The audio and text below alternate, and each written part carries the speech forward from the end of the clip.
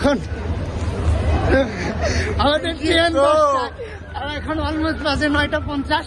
এ ভাই, এই হাসিব ভাই, আপনারা দেখতে পাচ্ছেন সামনে বলিউডের শুটিং চলছে।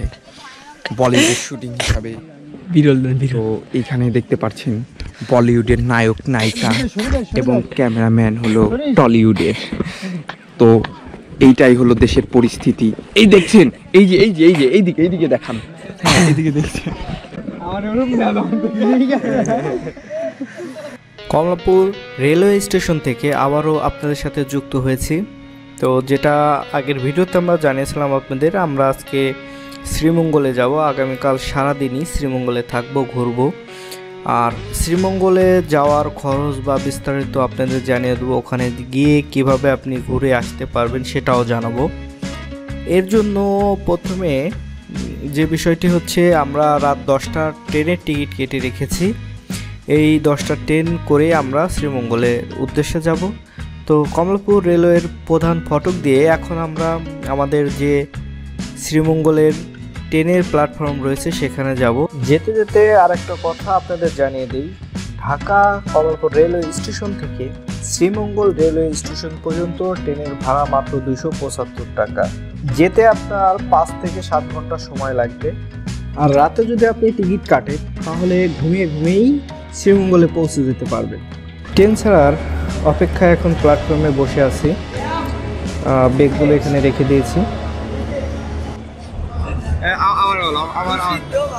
হ্যালো এভরিওয়ান, এখন আমরা ট্রেনে বাট আমরা 2 ঘন্টা আগে আসছি, 1 ঘন্টা ঘুমাইছি, কিন্তু 1 ঘন্টা কি করব বুঝে উঠে পারছি না। তো আমাদের সাথে আছে রাসেল ভাই, হাসেম খান, আর এই যে ভাই আপনার পরিচয়টা দিন। লজ্জা পাচ্ছে ভাই, নতুন বিয়ে করছে তো। মাহফুজ কোকেন, জলদি ভিত্তিক কোকেন। তো এটা হচ্ছে আমাদের আজকের ট্রেন। এই ট্রেনে করে আমরা আজকে শ্রীমঙ্গলে যাব। তবে সবচেয়ে সমস্যার ব্যাপার যেটা, সেটা হচ্ছে আমাদের টিম মেম্বারের মধ্যে 2 জন এখনও আমাদের স্টেশনে এসে পৌঁছায়নি। ওরা যেটা বলেছে, ওদের আসতে আরও 4-5 মিনিট সময় লাগবে, আর আমাদের ট্রেন ছাড়তে বাকি আছে মাত্র 10 মিনিট। সাসিফ তুমি কোথায়? তাড়াতাড়ি আসো। এখন আমাদের ট্রেন এখন অলমোস্ট বাজে 9:50। আমরা দৌড়াইতেছি। আপনি দৌড়েন কেন? আরে আল্লাহ, উনার ভিডিও করা যাবে না।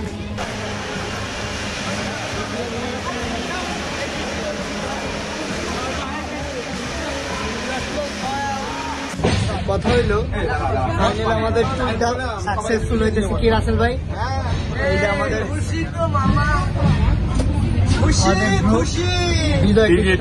আমার কথা বলতে দেন। টিকিট না কেনার অপরাধে টিকিট কান ছাওয়াটাই দিতে কার ব্যথা, এই জন্য এইটা দিচ্ছে। এই যে আমাদের গ্রুপ, মোট 6 জন আমরা।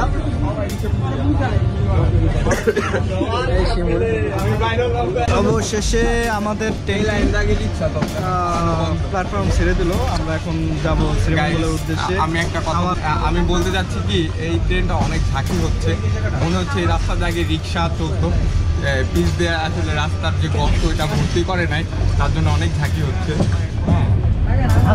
আমরা কি কোথায় বলছি? হ্যালো গাইস, কথা হচ্ছে ফাইনালি আমরা আমাদের ট্যুরটা মানে সাকসেসফুল হইতেছে। রাসেল ভাইয়ের সাথে অন্তত জীবনে ভাবতে পারি নাই। দ্বিতীয় কথা হচ্ছে রাসেল ভাইকে একটু পচিয়ে দিল। খুবই খাদ্যা বাদ্যা, রাস্তা কোনো ধরনের মানে সমান না। জায়গায় জায়গায় ভিড় দেওয়া কথা ছিল, ভিড়ও দেয় না। আসলে সবাই মনে করতেছে কি যে এরা জীবনে প্রথমবার ট্রেন উঠেছে, জীবনে প্রথম, আগে পরে কোনো ওঠে নাই।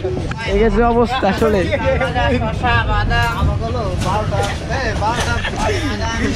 কোন দিক ক্যামেরা? এদিক না?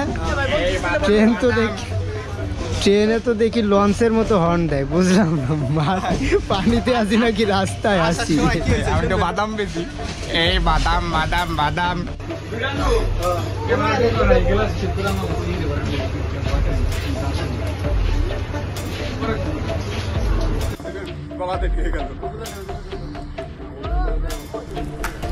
প্রচণ্ড শীত পড়েছে হঠাৎ করে, আজকে অত্যাধিক কুয়াশা।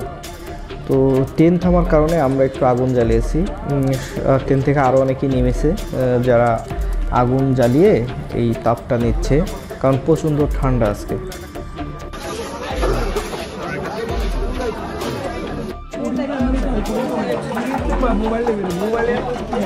ফাইনালি এখন বাজে হচ্ছে কয়টা বাজে? রাত 3:30 3:30 থেকে 4টার মতো বাজে। আমরা এই যে নামলাম শ্রীমঙ্গলে। কুয়াশা অনেক কুয়াশা, দেখাচ্ছি একটু পরে। এইটা হচ্ছে শ্রীমঙ্গল রেলওয়ে স্টেশন বাজার।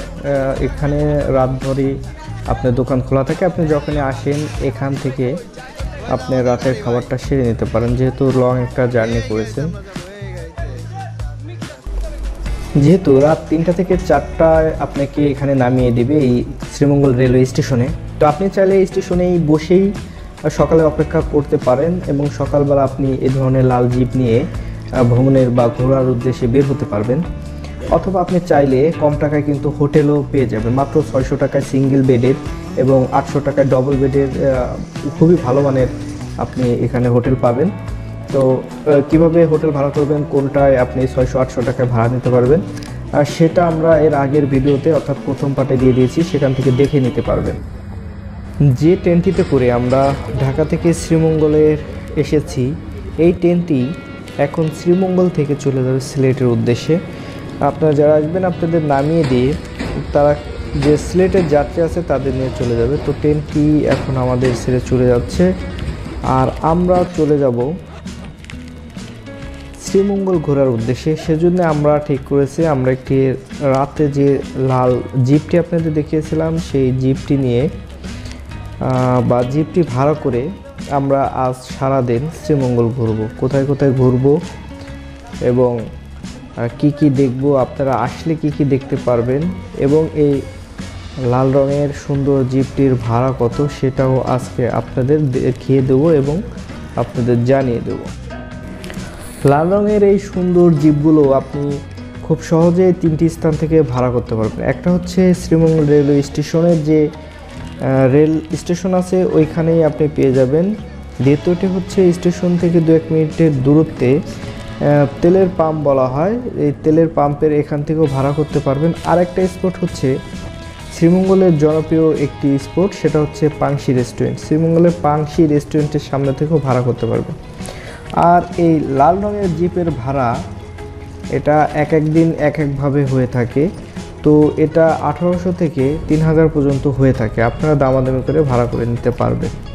আমাদের ভ্রমণের যে দিনটি ছিল সেটা শুক্রবার হয়, টুরিস্টের সংখ্যা ছিল বেশি, যে কারণে আমাদের অতিরিক্ত ভাড়া দিয়েই এই গাড়িটি ভাড়া করতে হয়েছে, যেটার সারাদিনের ভাড়া নিয়েছে 3000 টাকা। আসসালামু আলাইকুম। বর্তমানে আমরা আছি মাধবপুর লেক। এখানে দেখছেন শিমুল ভাইয়া হচ্ছে যে অন্যরা কি করছে এখানে টিকটক বয়, টিকটক বয়, এই যে ক্যামেরাম্যান। এখানে হচ্ছে গিয়ে রাকিব ভাইয়া, যে আর কি একমাত্র টিমের একমাত্র বিবাহিত পুরুষ। এখন আমরা এই সাইড চলে আসছি, এই সাইডে দেখতে পাচ্ছেন। এখন আমরা আসছি নিচের দিকে। হ্যাঁ, তো নিচের দিকে এখানে যে লেকটা দেখা যাচ্ছে, ওই যে লেকটা দেখা যাচ্ছে আপনারা দেখতে পাচ্ছেন। কারণ আজকে এখানে প্রচুর কুয়াশা, প্রচুর পরিমাণে কুয়াশা থাকার কারণে আমাদের ট্যুরটা মনে করেন যে অনেকটা হয়ে গেছে। আজকে টুরিস্টের পরিমাণ খুবই কম ছিল না সত্ত্বেও, তারপর আমি চেষ্টা করি আপনাকে দেখানোর জন্য। মাধবপুর লেকের উপরের যে পাহাড়গুলো রয়েছে, পাহাড়ের চূড়ায় অর্থাৎ টেলার চূড়ায় ছোট ছোট দোকান পাবেন। এখানে ঝালমুড়ি, বিভিন্ন ধরনের কোল্ড ড্রিঙ্কস, আর একটা বিষয় হচ্ছে এখানে আমরা শরবত পেয়েছিলাম, লেবুর শরবত। অনেক উঁচু এই টিলারগুলো, এখানে স্থানীয় যারা আছে এরাই হচ্ছে এসে এই ধরনের বিক্রি করে। আরেকটা খাবার আমরা পেয়েছিলাম সেটা হচ্ছে কচি যে চা, ওই চা পাতাগুলো কেটে এক ধরনের ভর্তা করে, ওরা চায়ের পাতার ভর্তা বলে, যেটা প্রাইস নিয়েছিল 50 টাকা করে। আর এই চায়ের পাতার ভর্তাটি পেঁয়াজ, মরিচ, ধনে পাতা, রসুন আর চানাচুর দিয়ে তৈরি করে।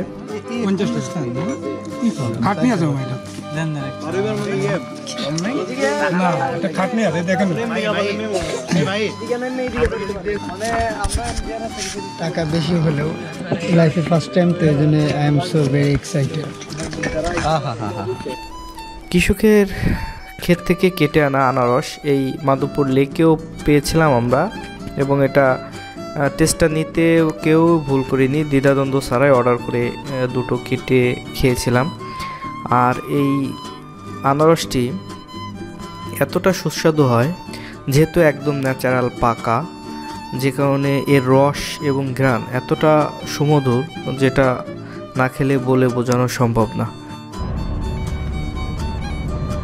এবার আমরা পরবর্তী স্পটে যাব।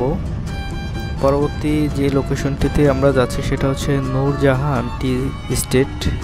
এই নূরজাহান চা বাগানে আমরা এখন যাব এবং ঘুরে দেখব। প্রচণ্ড কুয়াশা পড়েছে দেখতে পাচ্ছেন, যে কারণে আসলে যতটা উৎফুল্ল নিয়ে আমরা এখানে এসেছিলাম সেটা এখন আর আমাদের নেই, কারণ কুয়াশার কারণে আমরা এই শ্রীমঙ্গলের সৌন্দর্যটা ওভাবে দেখতে পাচ্ছি না। সুবহানাল্লাহ, দেখছেন কতটা সুন্দর এই পৃথিবীটা। কুয়াশার কারণে দেখা না গেলেও বোঝাই যাচ্ছে, অনুভব করাই যাচ্ছে যে নূরজাহান টি এস্টেটটা কতটা সুন্দর। আমরা ড্রাইভার মামার সাথে কথা বলেছিলাম যে এই কুয়াশাটা কি রেগুলারই এখানে পড়ছে কিনা, তবে সে যেটা জানিয়েছে যে না, হঠাৎ করে আজকেই প্রথমবার এই শীতে এতটা পরিমাণে কুয়াশা, তাহলে বলতে হয় যে আমাদের আজকে ব্যাড লাক। এটা হচ্ছে চা বাগান, আর এইগুলো হচ্ছে চায়ের গাছ। একটা জিনিস দেখাই, যে চায়ের গাছে দেখেন কি সুন্দর ফুল হয়। হ্যাঁ, এই দেখেন সুন্দর সুন্দর ফুল। হ্যাঁ, এই গাছটায় সম্পূর্ণ ফুল হয়েছে ভরা। আবার দেখেন এখানে ফলও আছে, দেখবেন এই যে ফলগুলা, ফুলের এই যে ফুল। হ্যাঁ, তো চায়ের গাছেও কিন্তু ফুল হয়। হ্যাঁ,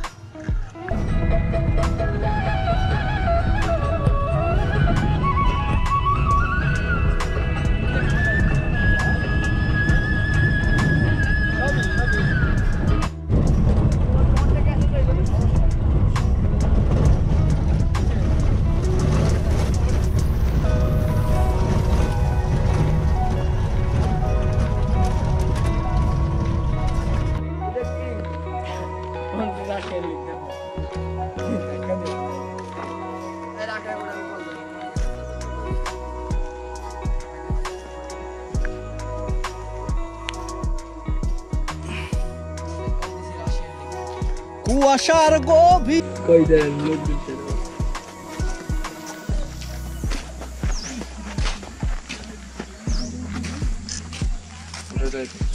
কি বিরল